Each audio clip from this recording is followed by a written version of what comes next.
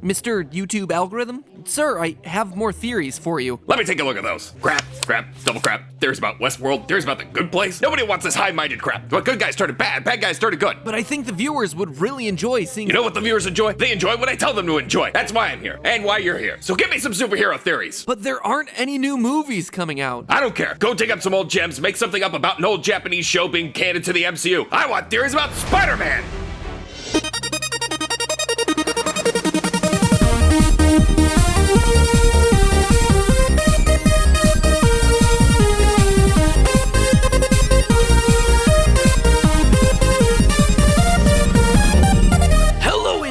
Welcome to Film Theory, the show that totally called the MCU's reimagining of the Daily Bugle long before its surprise appearance at the end of Far From Home. It's no exaggeration to say that I've spent countless hours thinking about Spider-Man's complex boss, but recently, one of you gave me a bit of a challenge. Reddit user, years ago, they tried tea. Anyway, this Reddit user posted a theory that J. Jonah Jameson was illegally selling Peter Parker's photos. To quote from that theory on Reddit, it's clear from the Spider-Man 1 that Peter is the only one that would be able to take the cinematic, high-quality photos he supplies to the Daily Bugle. However, let's look here at the many publications showcasing these sorts of photos in Spider-Man 3. Where did these publications get the right to publish these photos? As far as we know, Peter doesn't sell his photos to anyone except the Daily Bugle. Part of the reason he's so poor all the time, with JJ consistently lowballing him. Therefore, it makes sense that these other publications couldn't have gotten the photos from anyone except the Daily Bugle, i.e. J. Jonah Jameson. TLDR, J. Jonah was selling Peter's photos for money, evidenced by other publications having Spider-Man photos. He didn't give up Peter to the Green Goblin because of Peter's monetary value to him, not because he is a refined valley dude. I don't know what refined valley dude means. I think it just means he's a stand-up guy. The point is, this post was as good as flashing the theory symbol in the sky, and I have seen the call. So today we're putting J. Jonah on trial to see if he's just an innocent newsie or a dirty, rotten media scoundrel. Now, as much as I'd love to write this about the MCU's Jameson, he's barely shown up yet, and unlike in most every other Spider-Man iteration, it seems like Peter and Jameson won't be working together in the MCU. There also wasn't a J. Jonah Jameson in the Amazing Spider-Man series, which honestly is probably why it was so awful. You were my friend, and you betrayed me! Okay, maybe it wasn't the only reason it was so awful. That means that the last time Spidey and J. Jonah shared some serious screen time together was back in Sam Raimi's extremely influential superhero trilogy. I know those movies came out a long time ago. Like, a long time ago. Like, a chunk of this audience wasn't even born when the first one came out. Think about that one. So I'm just gonna go ahead and refresh your memory about all the important details for today's theory. After Peter Parker starts his vigilante work as Spider-Man, local tabloid editor J. Jonah Jameson puts out a cash reward for pictures of our vigilante. Peter, being short on cash, decides that he can cheat the system a bit by taking pictures of himself and then selling those to Jameson. Throughout their time together, Jameson makes it abundantly clear that he's only out for exactly one thing. I don't pay you to be a sensitive artiste. I pay you because for some reason that psycho Spider-Man will pose for you. The Raimiverse J. Jonah very specifically commissions pictures of Spider-Man from Peter, except the one time Jameson decided to use Peter for MJ's engagement party. Anyway, when Spider-Man goes missing, Jameson shows a moment of regret for his actions before Spider-Man steals his own suit from Jameson's wall. Spider-Man was a hero. I just couldn't see it.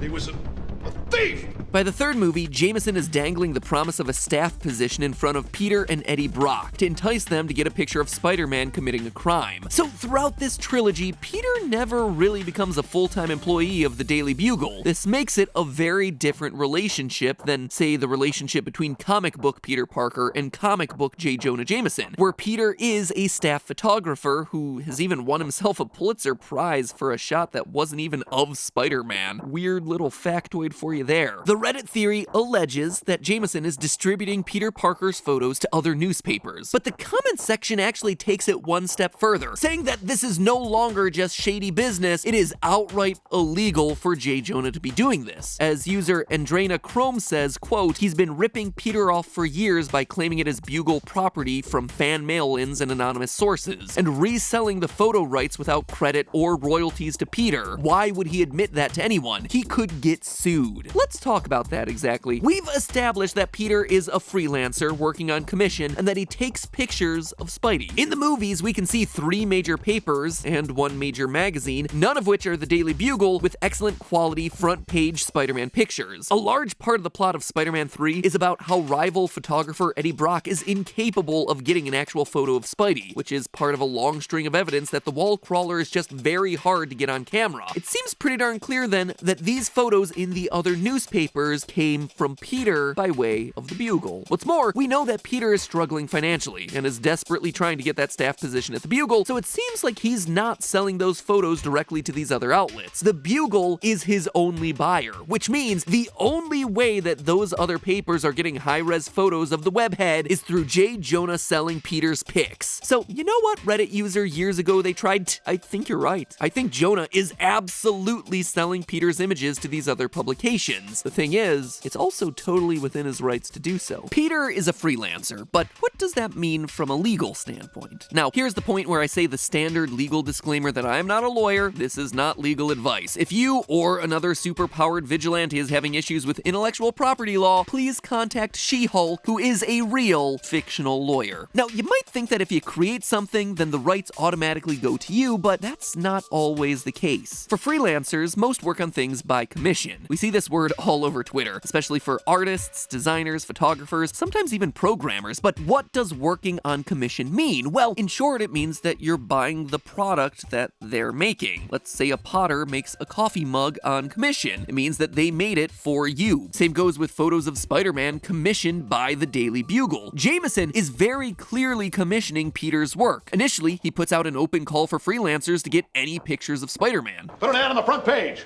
Cash money for a picture of Spider-Man. When Peter brings Jameson pictures of other things, J. Jonah turns him down. You're fired. Why? Dogs catching frisbees?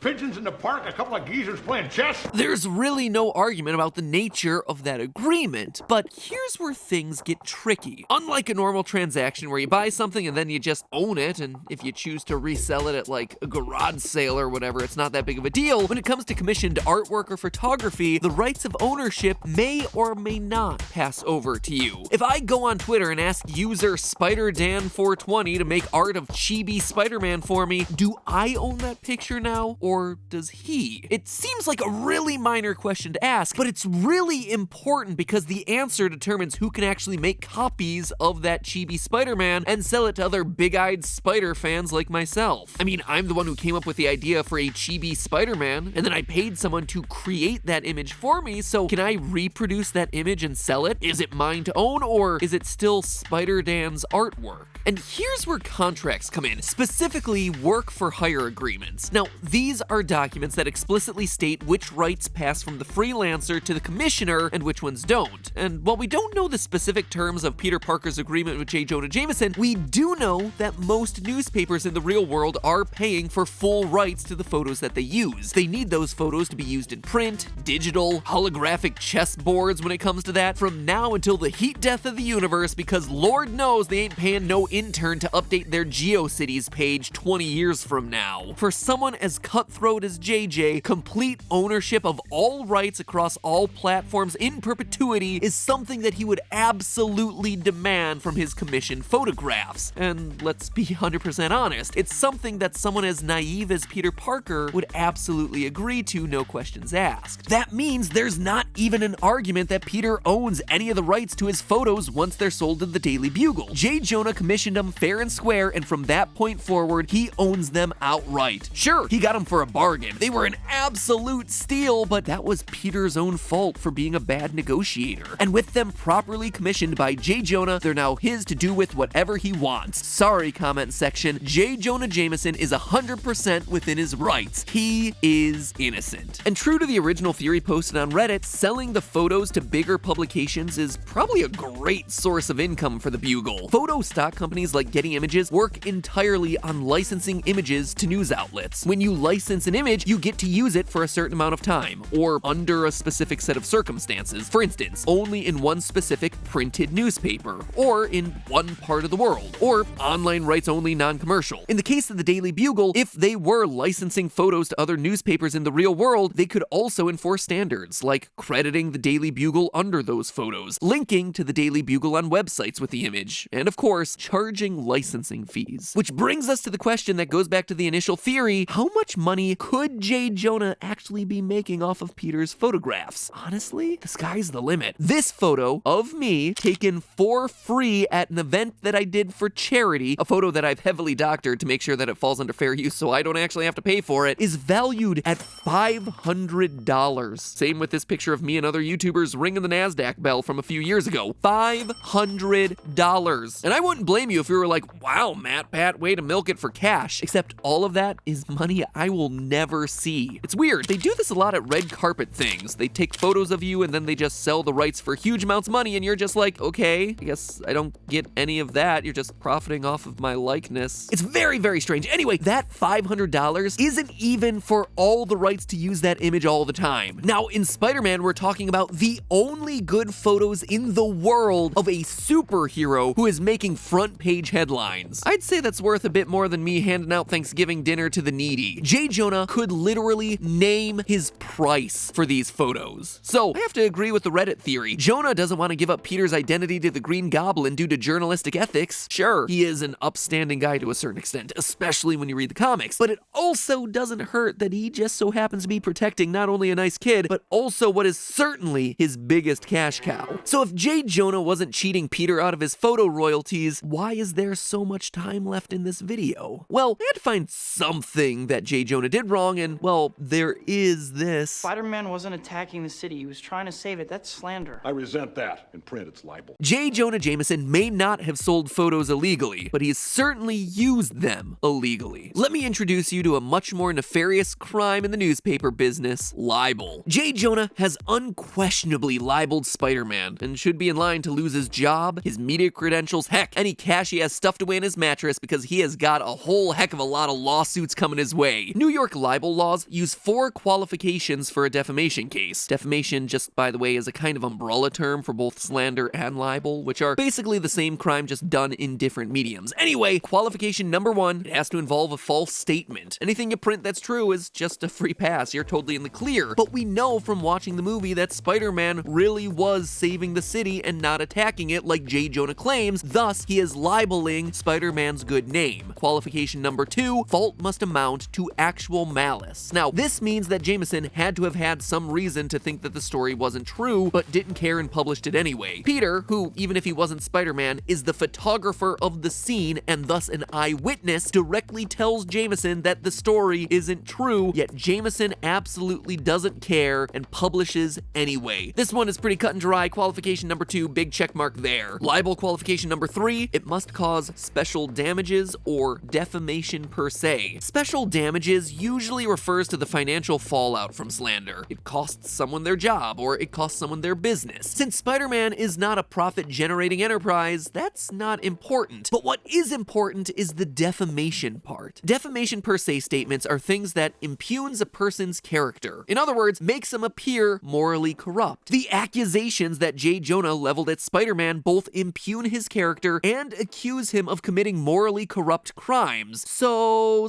far we have ourselves a good case for 3 out of the 4. Pretty rock-solid court case we have cooking up here, right? I'm sure this 4th qualification couldn't possibly debunk the case that we're building, right? Oh wait, number 4, defamatory statements must be published to a third party without privilege or authorization. That's actually a little bit murky here because Peter Parker explicitly sells his photos to Jameson. If it happened only the one time, you might make the argument that Peter didn't know what to expect. But the Raimi trilogy takes place over years, as Peter graduates high school in the first one and is done with college by the third. Peter works for Jameson throughout most of these movies. Peter definitely protests about the way J. Jonah treats Spider-Man, but his continued work for the Bugle at least indicates that he's not that mad about it. And things get more complicated when you consider the fact that Spider-Man's identity is hidden. In the comics, Spider-Man actually does sue J. Jonah Jameson for libel, but he drops the case when Peter Parker is added as a co-defendant for the pictures he took. If If the courts were indeed unaware of Spidey's secret identity, then he could claim that they were unauthorized, though he would be lying to the court and thus guilty of perjury. If the courts do know that Peter Parker and Spider-Man are one and the same, then all of a sudden, Peter authorized the use of those photos for the libelous story, and thus is okay with the libel being published, and therefore exonerates J. Jonah from yet another crime. As if all of that weren't enough, there is one last obstacle for our intrepid hero to overcome: Statute of Limitations.